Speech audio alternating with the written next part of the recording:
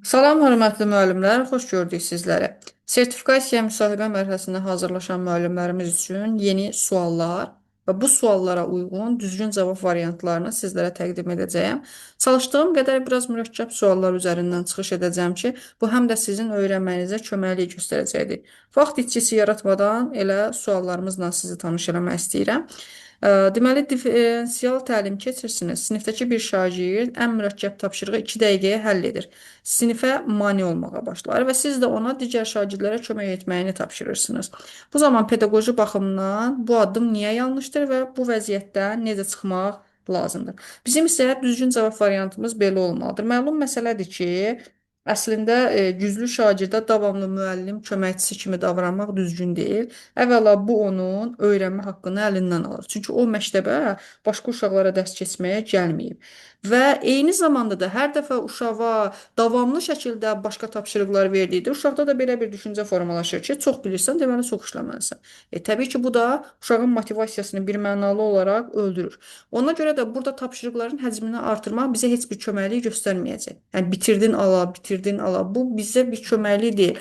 Bunun üçün nə etmək lazımdır? Biz həmişə nə deyirik? Tapşırıq hazırlayanda müxtəlif səviyyəli tapşırıqlar hazırlanmaq lazımdır və hər şagirdin öz səviyyəsinə uyğun tapşırıq vermək lazımdır.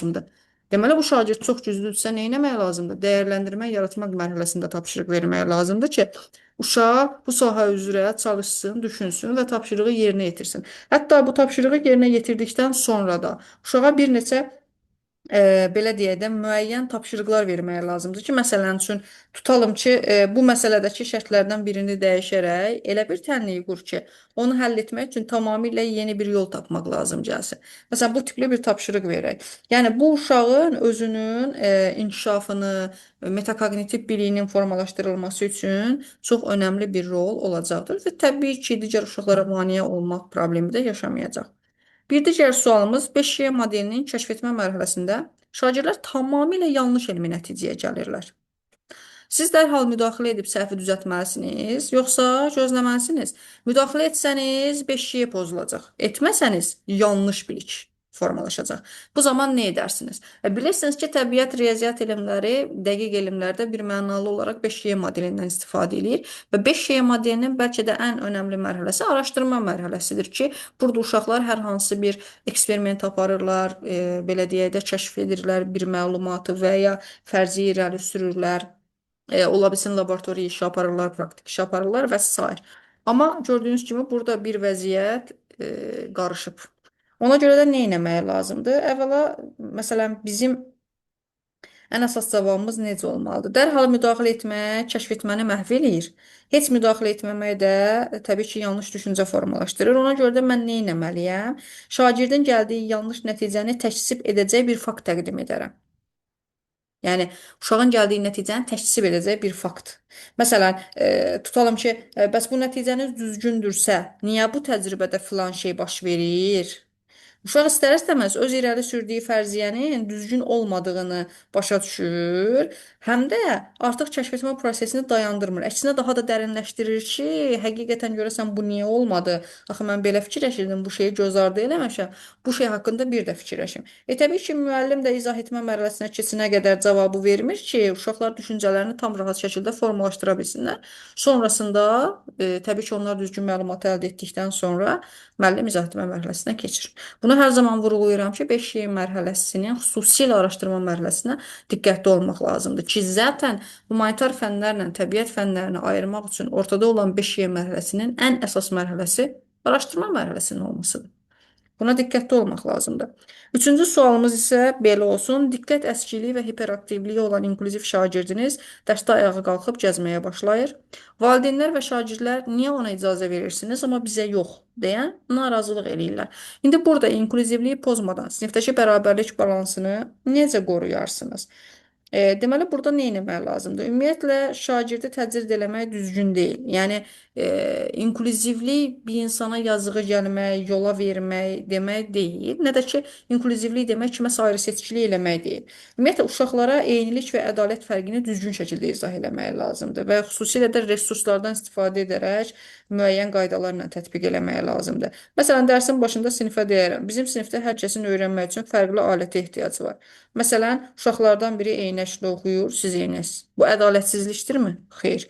Və ya Əhmədin deyilənləri həzm etməsi üçün hərəkət etməyə ehtiyacı var. Həmçinin həmin şagird üçün sinifin arxasında fiziki fəallıq cuşəsi, nə bilim, məsələn, qanunən xarici ölkələrdə məsələn mən görmüşəm, velosiped pedalı kimi. Deməli uşağın partasının altında velosiped pedalı kimi var. Uşaq orada pedalı çevirir. Axı uşaqlarda diqqət pozukluğu var. Hərəkət edəndə də qavrama daha güclü olur. Bu tipli bir yanaşmanı xarici metodikada mən görmüşəm. Düzdür, Azərbaycanda çox istifadə olunmur, amma yenə də cavab variantının içərisində mən deyirəm, istəsəniz yadınızda qalsa siz də birləşdirə bilərsiniz. Və beləliklə də mən o uşağa şərait yaradıram ki, sistemin bir hissəsinə çevrilsin və özünü göstərsin. Deməli, burada bizim əsas məsələmiz nə oldu? Eynilik və ədalət anlayışını şagirdlərə düzgün izah eləmək. Eynəkli, eynəksiz və ya dediyim kimi birinin hərəkət etməyə ehtiyacı var, məlumatları həzm etməsi, dərk etməsi üçün.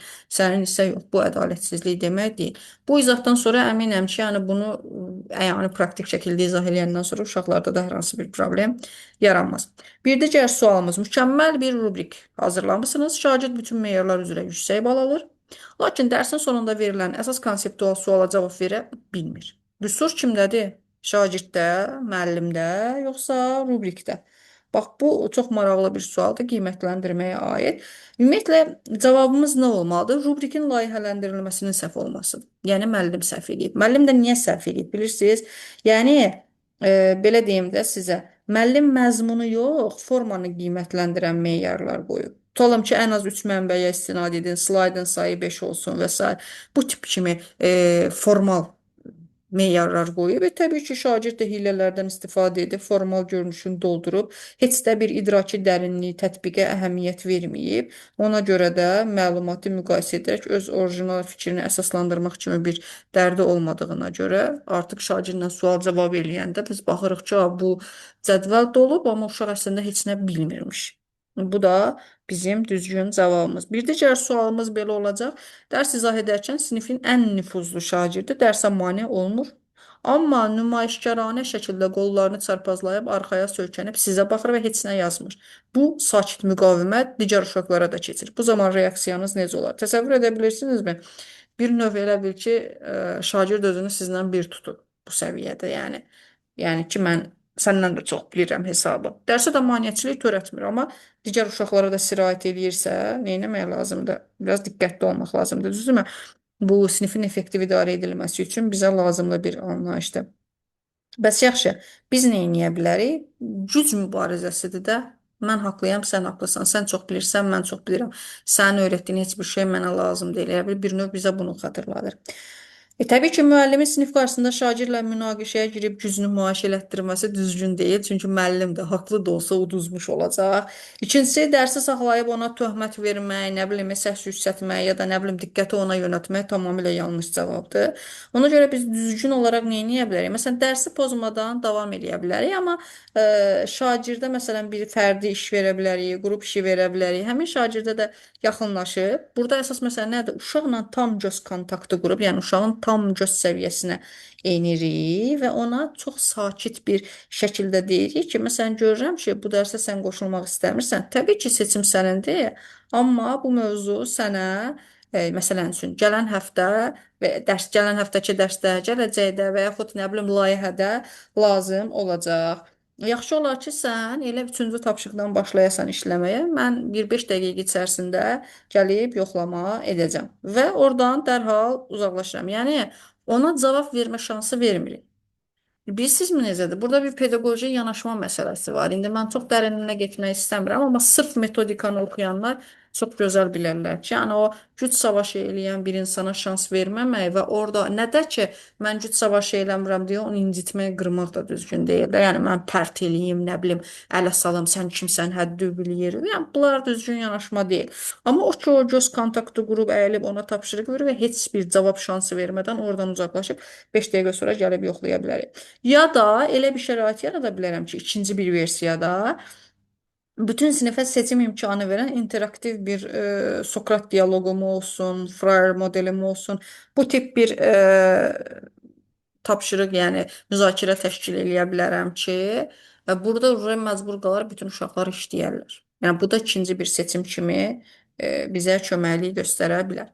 Bu günlük bu qədərdir. Ümid edirəm sizlər üçün faydalı məlumatlardır. Yenə də deyirəm, çalışıram elə suallar seçim ki, onun içərisindən siz həm də müəyyən dərslər çıxardıb öz üzərinizdə işləyə biləsiniz. Sertifikasiya müsahibə mərhələsinə, həmçinin MİQ müsahibə mərhələsinə qeydiyyatımız davam edir. Rahatlıqla qoşula bilərsiniz. Sağ olun, salamat qalın. Gələn görüşlərədək.